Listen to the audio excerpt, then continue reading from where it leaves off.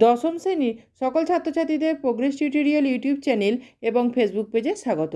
আমাদের আজকের আলোচনার বিষয় হলো দশম শ্রেণীর ভূগোলের ভারতের প্রাকৃতিক পরিবেশ অধ্যায়ের সংক্ষিপ্ত প্রশ্ন উত্তর।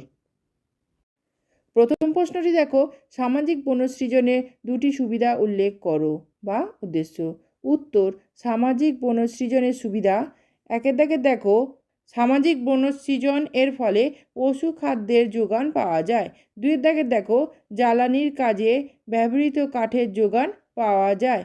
পরের প্রশ্নটি দেখো, সামাজিক বনসৃজন বলতে কী বোঝো? উত্তর, অরণ্যের পরিবেশগত ও আর্থিক সামাজিক গুরুত্ব বুঝে মানুষের সক্রিয় অংশগ্রহণের মাধ্যমে অব্যবহৃত জমি বা পতিত জমিতে মানুষ নিজে কিংবা সরকারের মিলিত উদ্যোগে গাছ লাগানোকে সামাজিক বনসৃজন বলে। শেষ প্রশ্নটি দেখো, কৃষি বনসৃজন বলতে কী বোঝো? উত্তর, কৃষি জমিতে কৃষকেরা যখন ফসল উৎপাদনের সাথে সাথে ওষুধ, ফল, মূল, কাঠ প্রভৃতি পাওয়ার জন্য জমির সীমানা বরাবর বা পতিত জমিতে এই সকল গাছ লাগিয়ে বনভূমির সৃষ্টি করে তাকে কৃষি বনসৃজন বলে। আজকের ভিডিও এ পর্যন্ত। ধন্যবাদ।